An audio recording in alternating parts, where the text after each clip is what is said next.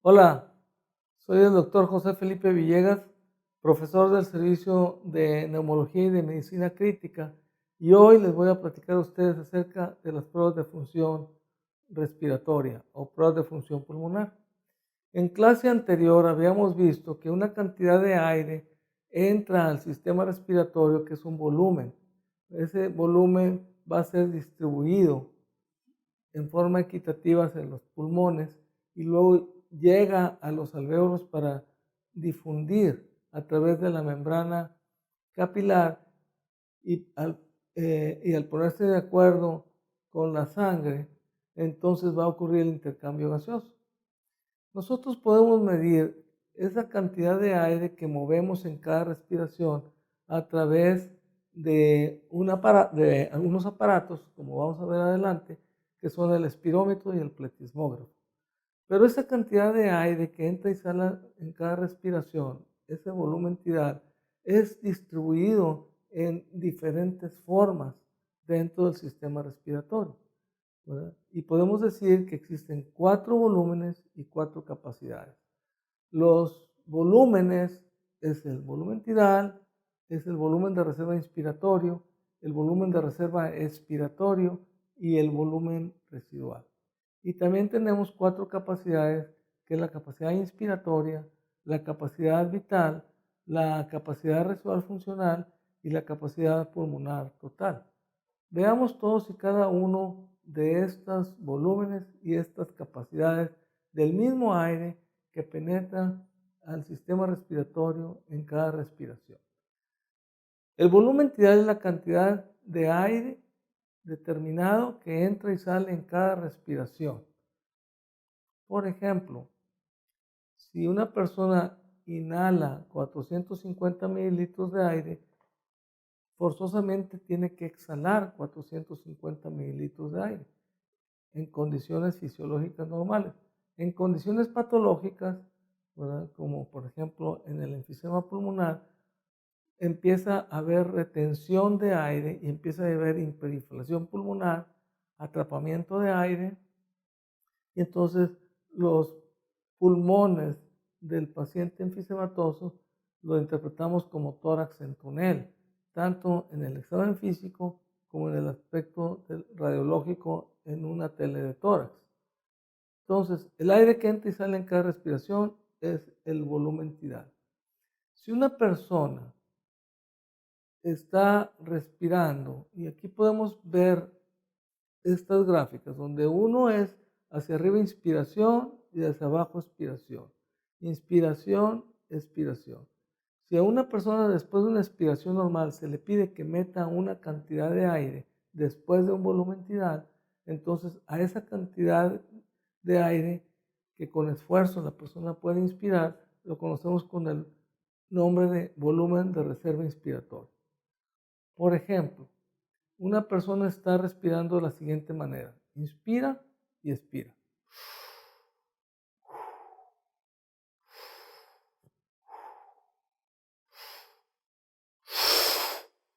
Esto último lo conocemos con el nombre de volumen de reserva inspiratorio. Lo podemos ver en la gráfica, ¿verdad?, en esa línea roja ascendente, y podemos ver dónde termina el volumen tidal, marcado con una rayita negra, y cómo al hacer el esfuerzo para inspirar más, llega un momento en que satura todo el sistema respiratorio y ya alcanza su clímax.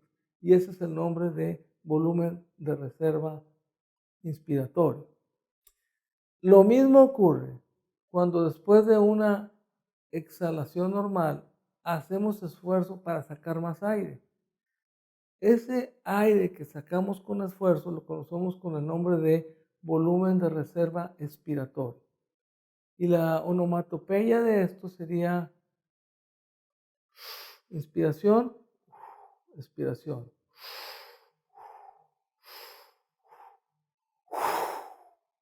Ese aire que sacamos con esfuerzo después de una expiración normal lo conocemos con el nombre de volumen de reserva expiratorio. Sin embargo, a pesar de hacer un esfuerzo siempre queda aire en los alvéolos, en los pulmones. No lo podemos mover. Ese aire que queda en los pulmones después de una exhalación, aún con esfuerzo, lo conocemos con el nombre de volumen residual. Y ese volumen residual evita que el pulmón se colapse. Imagínense ustedes que después de una exhalación el pulmón se colapsara, la siguiente inspiración tendría que ser con mayor esfuerzo para empezar a despegar los alvéolos, el pulmón, llenarlo de aire y luego, después de cierta capacidad, después de cierto volumen, meter aire para que intercambie gases. De modo que en condiciones fisiológicas normales no existe colapso pulmonar después de una exhalación con esfuerzo. Queda el llamado volumen residual. Entonces tenemos 4 volúmenes: volumen tidal, volumen de reserva inspiratorio, volumen de reserva expiratorio y volumen residual. Pero también tenemos 4 capacidades. Empezaremos con la capacidad inspiratoria, que es la máxima cantidad de aire que una persona puede inspirar con esfuerzo después de una exhalación, de un volumen tidal exhalatorio. Por ejemplo, y tiene 2 componentes: el componente del volumen tidal más el volumen de reserva inspiratorio. A eso le llamamos capacidad inspiratoria. Si a la persona se le pide que exhale todo el aire hasta donde ya no pueda, haría lo siguiente. A eso le llamamos capacidad vital y es la máxima cantidad de aire que una persona puede exhalar después de una inspiración, una capacidad inspiratoria o un volumen de reserva inspiratorio. Y podemos ver que tiene varios componentes: el volumen tidal, el volumen de reserva inspiratorio y el volumen de reserva expiratorio. ¿Sí? Y el pulmón no se colapsa, le queda una cantidad de aire que es el volumen residual. ¿Sí? La capacidad residual funcional se refiere al aire que está en el sistema después de una exhalación normal y tiene 2 componentes: el volumen de reserva expiratorio y el volumen residual. Y la suma de todos los volúmenes y todas las capacidades le llamamos capacidad pulmonar total. Por ejemplo, si a alguien se le va a tomar una radiografía de tórax y el técnico, una vez que acomoda al paciente frente al chasis, le pide meta todo el aire posible, lo que le está pidiendo es una capacidad inspiratoria y deje de respirar, o sea, cierra la glotis. Entonces haría lo siguiente: meta todo el aire, no respire. Ahí la persona está en capacidad pulmonar total, en la suma de todos los volúmenes y todas las capacidades. Veamos otra vez esto. Cuando una persona está respirando en forma normal, está teniendo volumen tidal. Y este volumen tidal, si pedimos que saque todo el aire, que meta todo el aire, le llamamos volumen de reserva inspiratorio, que es la suma del volumen tidal más el volumen de reserva inspiratorio.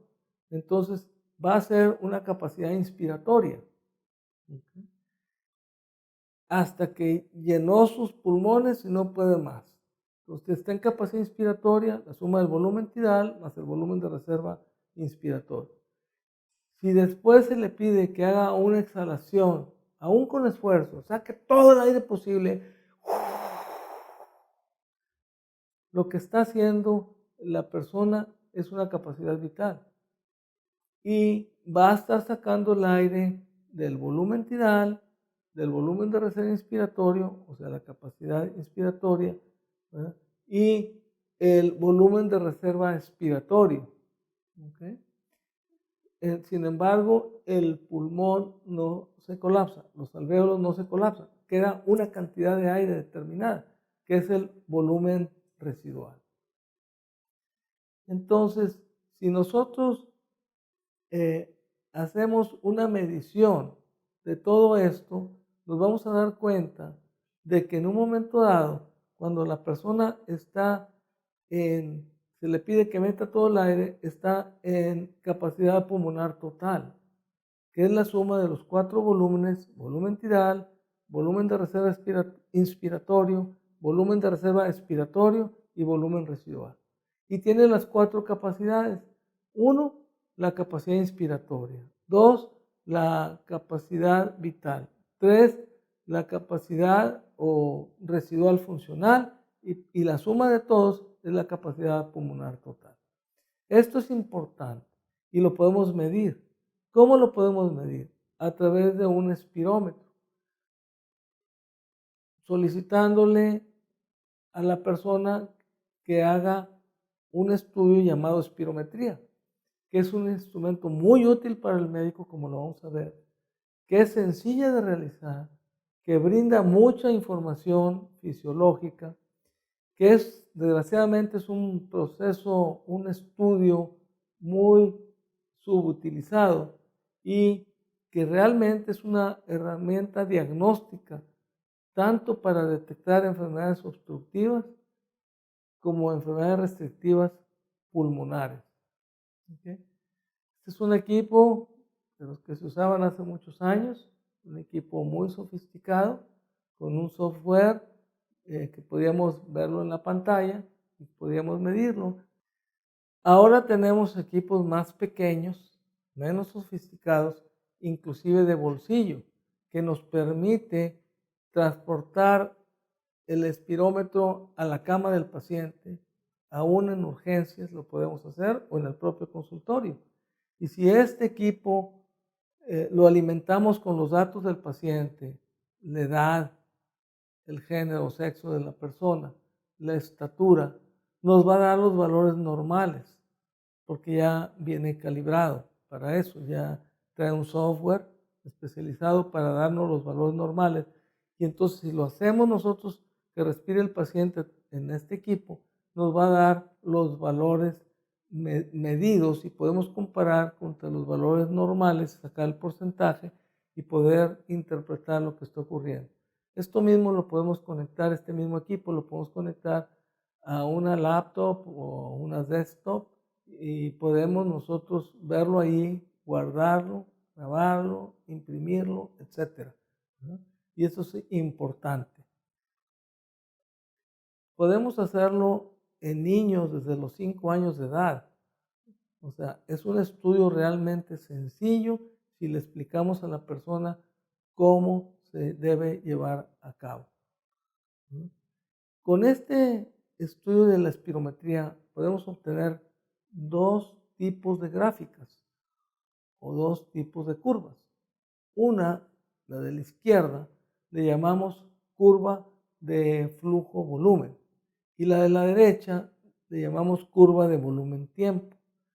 Con las puras curvas, nosotros los especialistas podemos detectar si es normal o si es anormal, si es anormal obstructivo o si es anormal restrictivo. La que más usamos es la curva de volumen-tiempo. La podemos graficar y en el eje de las Y podemos sacar el volumen que está exhalando la persona y en el eje de las X podemos ver el tiempo que se está tardando, que está consumiendo el paciente en la exhalación. Y de esta gráfica o de esta curva de volumen-tiempo podemos detectar desde que la persona empezó a exhalar hasta que terminó. Y esa gráfica, esa curva le llamamos capacidad vital forzada. Y podemos saber, por ejemplo, en 6 segundos que esta persona inhaló 4 litros. Pero también podemos detectar que dentro del primer segundo exhaló una cantidad determinada. A ese le llamamos volumen expiratorio forzado en el primer segundo. Y si nosotros dividimos el volumen expiratorio forzado en el primer segundo sobre la capacidad vital forzada, podemos sacar la relación de las dos. ¿Cómo se lleva a cabo esto? ¿Cuál es la técnica? Bueno, le explicamos al paciente que le vamos a ocluir su nariz con un clip nasal, vamos a conectar una boquilla en su boca y va a empezar a respirar normal, o sea, a tener volumen tidal. Después de un momento dado, le vamos a pedir que meta todo el aire hasta donde ya no pueda, o sea, que haga una capacidad inspiratoria, y luego le pedimos que saque todo el aire con esfuerzo, o sea, que haga una capacidad vital forzada, de perdido durante 6 segundos. Hay personas que no lo pueden hacer, pues lo más que puedan, los más segundos que ellos puedan, ¿verdad? Y podemos hacerla 3, 4, 6 veces, que sea repetitivo y que más o menos lleve la misma configuración y los mismos números, cuando menos de 3 pruebas para escoger esas y entonces sacar los valores normales. Por ejemplo, se le pone el clip a la persona, como lo vieron ustedes con la mujer adulta o con la niña, y entonces le pedimos que respire de la siguiente manera. Volumen tidal. Después de una exhalación le pedimos, meta todo el aire, haga una capacidad inspiratoria. Y luego cuando ya veamos que ya no puede, le decimos, sáquelo con fuerza. Y lo que vamos a ver es la gráfica o la curva de la capacidad vital forzada. En este ejemplo de la derecha podemos decir que tiene 4 litros. Y que en un momento dado, en el primer segundo, sacó 2.5 litros. Y nosotros dividimos 2.5 litros de volumen expiratorio forzado en el primer segundo sobre 4 litros de capacidad vital forzada y vamos a encontrar que es como un 66%. Entonces ya sacamos los valores. ¿Cuál es la capacidad vital forzada de esta persona? 4 litros. El volumen expiratorio forzado en el primer segundo fueron 2.5 y la relación de ambas fue 66%. ¿Okay? Eso lo comparamos con los valores normales de acuerdo a la edad, a la estatura y al género de la persona, ¿verdad? Que ya el software nos ha dicho. Y podemos comparar entre lo medido con lo normal y sacamos un porcentaje para saber cómo está nuestra persona, cómo está nuestro paciente. De modo que entonces los elementos de una espirometría son la capacidad vital forzada, el volumen expiratorio forzado en el primer segundo y la relación de ambas. La capacidad vital forzada sería la máxima cantidad de aire que una persona puede exhalar con esfuerzo después de una capacidad inspiratoria. En este caso, en este ejemplo, son de 5 litros. ¿Okay? El volumen expiratorio forzado en el primer segundo es la máxima cantidad de aire que saca una persona dentro del primer segundo con esfuerzo después de una capacidad inspiratoria. En este caso fueron 3 litros, como lo pueden ver ustedes en la diapositiva. Entonces, si nosotros dividimos 3 entre 5, ¿verdad? Vamos a sacar la relación de ambas. De modo que en un momento dado, pues ya tenemos una capacidad vital forzada de 5 litros, el volumen expiratorio forzado al primer segundo de 3 litros y la relación de ambas un 60%. 3 entre 5 es igual a 0.6, o sea, 60%. Quiere decir que esta persona hizo una capacidad vital forzada de 5 litros, un volumen expiratorio forzado en el primer segundo de 3 litros y la relación de los dos fue la división entre el volumen expiratorio forzado en el primer segundo sobre la capacidad vital forzada fue el 60%. Esos valores medidos los vamos a comparar con los valores que nos dio el software al alimentarlo con la edad, la estatura y el sexo de la persona. ¿Okay? Entonces aquí podemos ver la relación BF1 sobre la capacidad vital forzada. 3 entre 5 es igual al 60%, al 0.6. Quiere decir que la persona en el primer segundo sacó el 60% de 5 litros, que equivale a 3 litros. La curva de flujo-volumen es otra curva, otra imagen que obtenemos de la espirometría. Y aquí lo que podemos ver son dos gráficas, una en azul y una en rojo. En azul son los valores que le corresponden a la persona cuando alimentamos el sistema, la edad, la estatura y el género o sexo. Y lo que está en rojo es lo que el paciente hizo. Entonces, esto es la curva de flujo-volumen. Y podemos ver que en azul es lo normal y en rojo es lo que el paciente hizo. Y que es totalmente anormal. Porque si tuviera condiciones fisiológicas normales, funcionales normales, pulmones normales, tendría que sacar una curva prácticamente igual o inclusive hasta mejor que la llamada normal. He estado hablando que hay varios factores que determinan los valores normales en la espirometría. ¿Vale? A la edad, pues no es lo mismo los valores de una persona de 20 años o una persona de 70. El género de la persona no es lo mismo la cantidad de aire que una mujer puede tener comparada con un hombre. El tipo de tórax es totalmente diferente. Entonces, el hombre va a tener más, en condiciones normales, pues más volúmenes y más capacidades. Y la edad, pues el pulmón también va envejeciendo. De modo que en un momento dado no es lo mismo los pulmones de una persona de 20 años o de 15 años que uno de 60 o de 70 años. Una vez que nosotros medimos en nuestro paciente en forma individual, lo vamos a comparar, como he estado diciendo, con los valores normales o predeterminados que nos da el software cuando lo alimentamos. Y nosotros dividimos lo medido entre lo predeterminado y sacamos un porcentaje. Y los porcentajes normales son para la capacidad vital forzada del 80 al 100%.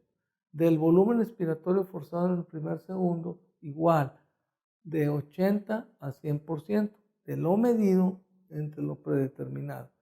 Y la relación de ambas, el BF1 sobre capacidad vital forzada, debe ser igual o mayor del 75%. Si estos valores cualquiera de estos están alterados, entonces tenemos que hacer un diagnóstico. Cuando nosotros hacemos la prueba, le explicamos a la persona, como lo dije anteriormente, y vemos la gráfica. En la gráfica 1 está casi normal, pero si vemos hacia arriba es el momento en que sacó todo el aire y luego cómo lo mantuvo, cómo lo sostuvo, vemos cierta irregularidad, ¿no? En la llamada curva A. En la B podemos ver el esfuerzo que hizo y en la C también. Por ejemplo, tanto en la B como en la C hizo pobre esfuerzo, pero luego se detuvo, hace un plató y luego mete aire y luego lo vuelve a sacar y por eso vemos ese tipo de gráfica. Está más demostrable esto que dije en la curva C. También puede ser que al momento de hacer un esfuerzo, saca todo el aire y empieza a toser. Y podemos ver cómo hay alteraciones significativas, oscilaciones amplias en el flujo expiratorio por los accesos de tos. La otra cosa que empieza a hacer, la persona puede hacer esfuerzos diferentes. Y podemos ver la gráfica cómo está totalmente alterada. La otra cosa es que puede terminar antes. O cerrar la glotis al momento de hacer el esfuerzo. Y quedarse la persona así, nosotros ver la gráfica y luego cuando le decimos ya terminó, le hace, saca más aire. Entonces podemos ver las curvas, las gráficas, y podemos detectar si hizo una cosa adecuada o lo hizo anormal. Ok, ¿para qué nos sirve la espirometría? Básicamente para detectar si la persona tiene patología respiratoria.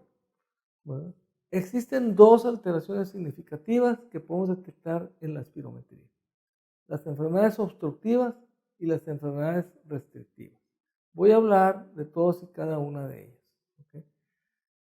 Puedo decir que tanto en el patrón obstructivo como en el patrón restrictivo existe una disminución de la capacidad vital forzada. ¿Okay? Tanto en la obstrucción como en la restricción. Entonces, ¿cómo podemos detectar cuál es una y cuál es otra? ¿Cuál es un proceso obstructivo o cuándo es un defecto restrictivo? ¿Verdad? Cuando veamos la relación BF1 sobre la capacidad vital forzada. ¿Qué ocurre en los procesos obstructivos? En los procesos obstructivos, esta relación BF1 sobre la capacidad vital forzada es igual o menor del 75% del valor del rango normal. Para EPOC es diferente. Existen lineamientos internacionales de una sociedad creada para el estudio del EPOC, ¿verdad? Que es el llamado GOLD, G-O-L-D, como oro en inglés, GOLD, ¿verdad? Que es un estudio global de la enfermedad pulmonar obstructiva crónica. Y esta sociedad ha demostrado que los valores de BF1 sobre capacidad vital forzada para establecer el diagnóstico de EPOC debe ser igual o menor del 70%. En los procesos restrictivos, esta relación BF1 sobre capacidad vital forzada es totalmente normal. O sea que la relación BF1 sobre capacidad vital forzada menor a lo normal detecta obstrucción. Si es normal o está más alta que lo normal, descarta obstrucción, y si la capacidad vital forzada está disminuida, entonces esto es debido a un proceso restrictivo. Veamos la curva normal de volumen-tiempo. En esta gráfica podemos detectar en el eje de la Y el volumen, que nosotros lo hacemos en litros por minuto.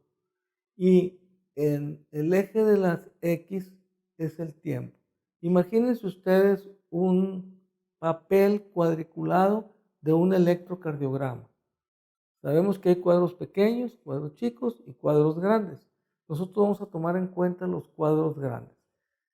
Y el papel que se utilizaba anteriormente, antes de que hubiera softwares, era el papel tipo electrocardiograma.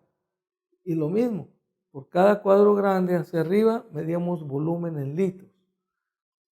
Y en el eje de las X, por cada cuadro grande era un segundo, ¿verdad? Aquí, por ejemplo, una prueba normal debe de ser 6 segundos. Si metió todo el aire y lo sacó con fuerza, hace una curva de capacidad vital forzada. En este caso llegó a los 6 segundos o 5 segundos y medio, y el volumen que tuvo esta persona de capacidad vital forzada es de 5 litros. Pero en el primer segundo esta persona sacó casi 4 litros. Entonces, en esta gráfica tenemos una capacidad vital forzada de 5 litros, un volumen expiratorio de 4 litros, y si dividimos 4 entre 5 es igual a 0.8, o sea, el 80%. Quiere decir que el volumen expiratorio forzado en el primer segundo, ¿verdad? Fue de 80%. Okay. Entonces podemos ver en una curva normal de volumen-tiempo la capacidad vital forzada, el volumen expiratorio forzado en el primer segundo y la relación de ambas. En este caso, la capacidad vital forzada es de 5 litros. El volumen expiratorio forzado en el primer segundo fue de 4 litros. ¿No? O podemos decir que fue 3.5 litros y podemos decir que fue el 75%. Estos valores medidos los vamos a comparar con los predeterminados para establecer un diagnóstico. Pero ya sabemos cómo esta persona en 6 segundos sacó 5 litros de capacidad vital forzada, en el primer segundo 3.5 y la relación de ambas fue de un 75%. ¿Okay? Si nosotros vemos esta gráfica, vemos cómo la roja, la capacidad vital forzada, fue ascendente, lentamente ascendente, y tal vez alcanzó 4.5 litros de capacidad vital forzada en el primer segundo y 2.5 de volumen expiratorio forzado en el primer segundo. Nosotros decimos 2.5 entre 4, pues sacamos la relación. Pero esta curva es lenta y progresiva, ascendente, ¿ok? Y entonces sabemos que esta persona, viendo la pura gráfica, tiene un proceso obstructivo, ¿ok? En cambio, una persona con un proceso restrictivo, la gráfica tiene una configuración, digamos, normal, pero chiquita. No es lentamente progresiva. Es igual que una capacidad vital forzada normal, pero restringida, ¿verdad? Entonces vamos a ver que la capacidad vital forzada en este caso está baja, el BF1 está bajo, pero la relación es igual o mayor del 75%, ¿verdad? Entonces, la relación mayor del 75% descarta obstrucción y el proceso es restrictivo. Entonces, la capacidad vital forzada va a estar disminuida por un proceso restrictivo. Entonces, podemos concluir que en una persona normal, tanto la capacidad vital forzada como el volumen expiratorio forzado en el primer segundo y la relación de ambas son normales. Y si sacamos lo medido y lo dividimos entre lo predeterminado, sacamos un porcentaje. Y ese porcentaje quiere decir que si es mayor de 80%, la capacidad vital forzada es normal. Si el BF1 es igual o mayor de 80%, es normal. Y si la relación de ambas es igual o mayor del 75%, es normal. En cambio, en un proceso obstructivo, puede ser, dependiendo del grado avanzado de la enfermedad, que la capacidad vital forzada sea normal o esté baja. El BF1 va a estar bajo y la relación de ambas, del BF1 sobre la capacidad vital forzada, va a estar baja, o sea, igual o menor del 75%. Y para los lineamientos GOLD dicen que para EPOC debe ser igual o menor del 70%. ¿Sí? Y por último, en un proceso restrictivo, vamos a encontrar la capacidad vital forzada baja, el BF1 bajo, pero la relación de ambas va a ser normal, o sea, más del 75%. Y al ser normal, esta última BF1 sobre capacidad vital forzada, descartamos obstrucción. Y aquí podemos ver 3 ejemplos de gráficas de volumen-tiempo. La que está en morado es una curva prácticamente normal. La que está en rojo es una curva lentamente ascendente de un proceso obstructivo. Y la que está en otro color morado, pero más pequeño, es en procesos restrictivos. Si comparamos la configuración de un proceso restrictivo con una gráfica de capacidad vital forzada normal, llevan la misma configuración, pero el proceso restrictivo está más pequeño. Los procesos obstructivos son debidos a una disminución de la luz bronquial, como ocurre en bronquitis crónica, en el enfisema pulmonar, en bronquiectasias y en asma. Estos son los 4 procesos obstructivos que detectamos en una espirometría. Otra vez, bronquitis crónica, enfisema pulmonar, bronquiectasias y asma. Los procesos obstructivos los medimos en grados. Si la persona no tiene POC, vamos a encontrar que la relación BF1 sobre capacidad vital forzada está en el límite inferior de lo normal, de lo predeterminado. Cuando alimentamos a la computadora, el software nos da unos valores. Entonces, en un proceso obstructivo estará el BF1 sobre capacidad vital forzada igual o menor del 75%.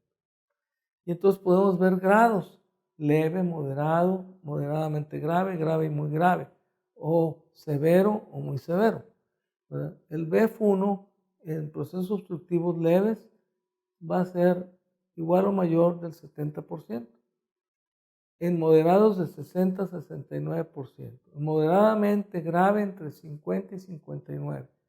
En procesos graves está entre 35 y 49%, y en obstrucción muy grave es igual el BF1 es igual o menor del 35%. Pero si lo hablamos para EPOC, entonces la relación BF1 sobre capacidad vital forzada, de acuerdo a los lineamientos Gold, debe ser igual o menor del 70%. Y entonces los grados serían leve cuando el BF1 es igual o mayor del 80%. Grado 2 o moderado entre 50 y 79%. Grados 3 o grave o severo es cuando el BF1 está entre 30 y 49. Y en muy grave o muy severo es cuando el BF1 es igual o menor del 29% o del 30%, si lo queremos ser categórico. Aquí, en estas gráficas, les quiero presentar lo que ocurrió con una persona a diferentes edades. Una persona fumadora fue conmigo porque traía un cuadro gripal, que le cayó al pecho, una bronquitis, ¿verdad? Estaba joven, tenía 30 años, pero empezó a fumar a los 15 y fumaba una cajetilla diaria. Entonces tenía 15 años de fumar una cajetilla. ¿Okay? Y podemos ver en la gráfica de la izquierda, tanto de flujo volumen como de volumen tiempo, que están prácticamente normales, y la gráfica de volumen tiempo está discretamente baja. Aunque el BF1 es normal, la relación del BF1 sobre la capacidad vital forzada es igual del 70%. Entonces ya nos está indicando, de acuerdo a los lineamientos Gold, que existe un problema obstructivo. Traté el proceso obstructivo y le pedí que no fumara. 5 años después regresa la persona porque seguía con tos en las mañanas, con expectoración, sobre todo al estar en la regadera con la humedad y el calor de la regadera, expectoraba flemas solamente en la mañana. Seguía fumando una cajetilla diaria. Le hicimos una espirometría y vemos la curva de flujo-volumen ya más alterada, la de volumen-tiempo más alterada, donde el BF1 pues ya estaba entre 50 y 79, y la relación BF1 sobre capacidad vital forzada igual o menor al 70%. Entonces ya traía un proceso obstructivo moderado. Siguió fumando a pesar de las indicaciones que se le dieron a una persona de no fumar y darle tratamiento, y ahora ya no fumaba una cajetilla, fumaba cajetilla y media, 30 cigarrillos al día. Viene a una espirometría 7 años después y encontramos la curva de volumen-tiempo totalmente alterada, obviamente la de flujo-volumen también. Y aquí ya tenía un BF1 que oscilaba entre 40 y 30, 49% y 30%, ya tiene una obstrucción grave. Y 10 años después llega con franca insuficiencia respiratoria, seguía fumando, a pesar de las indicaciones médicas, a pesar de las alteraciones de tos, expectoración y sobre todo disnea, que muchas veces para bañarse, ¿verdad?, batallaba mucho, para secarse era peor, porque decía, secarme me cuesta mucho porque me falta mucho el aire. Ya no puedo subir un piso de escalera, me cansa, me agota, ¿verdad? Ya no puedo salir a trabajar porque tengo que visitar clientes, y si dejo el carro a 2 cuadras, me tengo que parar 3 o 4 veces para tomar aire. Y si a la persona que voy a visitar está en un edificio donde no hay elevador, porque son 3 pisos nada más, y está en el último piso, me puedo tardar hasta 15 minutos en llegar. Estoy francamente disneico, ¿verdad? Y sus pruebas de función respiratoria muestran, las del lado derecho, cómo tiene un proceso obstructivo significativo, ¿verdad? Y el BEF1 ya está igual o menor del 29%. Entonces, esta es la evolución natural de una persona fumadora que a lo largo de 30 años no hizo caso, siguió fumando, cuando a los 30 años se le detectó que estaba iniciando un proceso obstructivo y que si hubiera dejado de fumar, lo más seguro, en el 85% de las veces, es que ahí se hubiera detenido. Porque hay personas que tienen genes para la EPOC que sigue progresando más lento que cuando deja de fumar, que si continúa fumando. Pero en la mayoría de las gentes, al dejar de fumar, se detiene el proceso y después de 10 años es como si nunca hubiera fumado. Tendría unas pruebas totalmente normales. Otro estudio que llevamos a cabo es la pletismografía. Este es un equipo muy sofisticado, el pletismógrafo, que cuesta entre 50 y 70 mil dólares, que no es accesible como el espirómetro. El espirómetro portátil puede costarle 2,000 pesos y lo puede tener uno en el bolsillo. Esto no lo puede tener uno en el bolsillo. Es un equipo más sofisticado, muy caro, y en la ciudad existen prácticamente 3 equipos.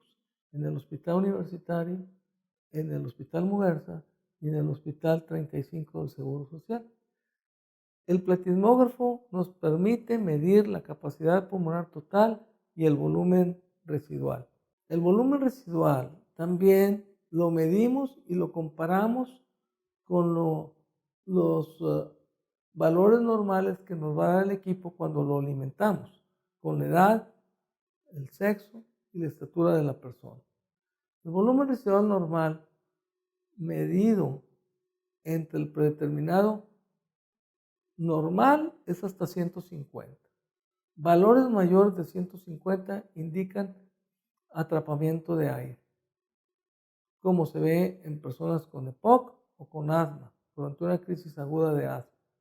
Y la otra medición que hacemos es la capacidad pulmonar total. La capacidad pulmonar total, lo normal va de 95 hasta 120. Menos de 95 hablamos de que existen defectos restrictivos, sobre todo igual o menor de 90. Y cuando existen niveles mayores de 120% de lo medido entre lo predeterminado, hablamos de hiperinflación pulmonar.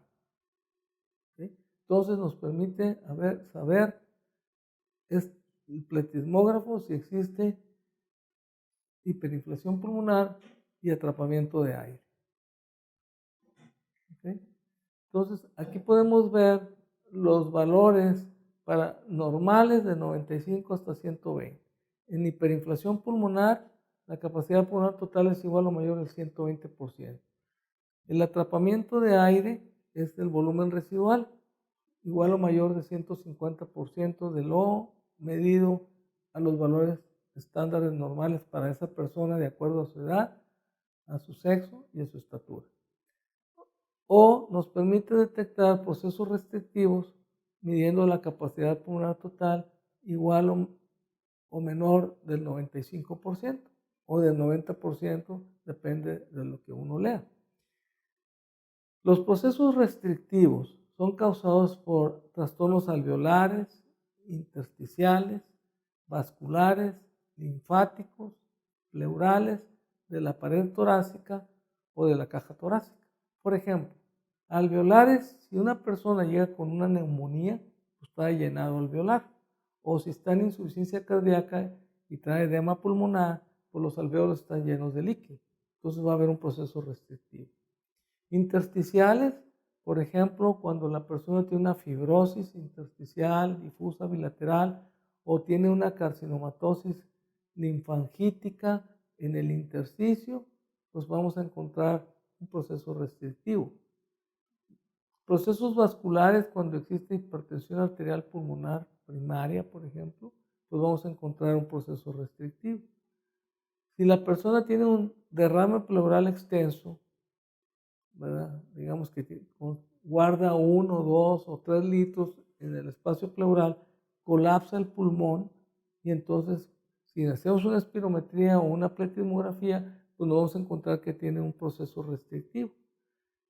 Las personas que tienen alguna enfermedad neuromuscular como Guillain-Barré, como esclerosis lateral amiotrófica, como miastenia gravis, van a tener disminución de la capacidad pulmonar total o de la capacidad vital forzada, van a tener un proceso restrictivo.